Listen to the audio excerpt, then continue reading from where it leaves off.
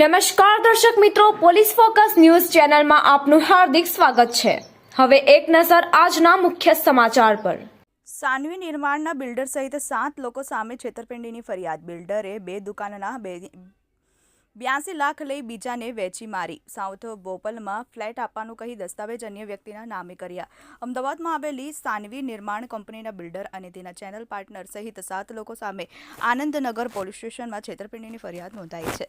એક વેપારીને વર્ષ 2016માં પ્રી લોન્ચ સ્કીમમાં 2 દુકાન રૂપિયા 82 લાખના માં આપવાનું કહી બિલ્ડરે તેના ચેનલ પાર્ટનર સાથે મળી તમામ નાણાં રોકડમાં લીધા। તે પછી નક્કી કરેલી દુકાનો અન્યને આપી હોવાનું કહીને દુકાનના બદલામાં 2 ફ્લેટ આપવાની ખાતરી આપી હતી, પરંતુ આ બંને ફ્લેટના દસ્તાવેજ અન્ય વ્યક્તિને કરી આપવાની વેપારી સાથે છેતરપિંડી આચરી હતી। જે અનુસંધાનમાં આનંદનગર પોલીસે સાનવી નિર્માણના 2 બિલ્ડર સહિત 7 લોકો સામે છેતરપિંડીની ફરિયાદ નોંધાતા આરોપ સર્ધમમાં તપાસ શરૂ કરી છે।